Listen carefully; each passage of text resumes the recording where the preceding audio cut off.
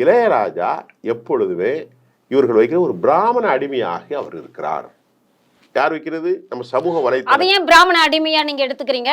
அவர் அதை இந்துக்களுக்கு உண்டான அந்த விதிமுறைகளை அவர் ஃபாலோ பண்றாரு. அதாவது மதிப்பு கொடுப்பேன் அப்படின்ட்டு அவர் ஓப்பனா சொல்றாரு. அதை அவர் பிராமணர்களுக்கு மட்டும்தான் அவர் அடிமையா இருப்பாங்க அப்படின்றது தவறான கருத்து. ஏன்னா அவர் நம்புறாரு. யாரு? இளையராஜா என்னன்னா நல்ல கவனியம். இந்து மதம்னா கருப்பனோ அவங்க அம்மா அவருடைய வாழ்ந்த பண்ணைபுரமோ இந்த சனாதனம்லாம் தெரியாது. அவங்க முனியாண்டி, கருப்பன், பேச்சி அம்மா, பண்ணாரி அம்மா, முண்டகண்ணி அம்மா, அப்படி ஒரு சாமி கிராமத்துல முப்படாரின்லாம் இருப்பாங்க. கருப்பசாமி. அதை கும்பிட்டு வளர்ந்த இளையராஜா தன் பெரிய மனிதராக 76க்கு பின்பு வந்த பிறகு நானும் பல இந்து மக்களை பார்க்குறேன். செல்வம் வந்தா அவர்கள் இந்து மதத்தின் அடிப்படை அப்படி கறி சாப்பிட மாட்டேம்பாங்க. நல்லா கவனிங்க. ஏன்னா அவர் செல்வந்தர் ஆயிடுவார். சாதாரணமாக நம்ம ஊர்ல இருப்பாரு. அப்போ வரைக்கும் என்ன இருப்பாரு? எல்லாத்தையும் திம்பாரு. பண்ணிலேருந்து ஆடு மாடு.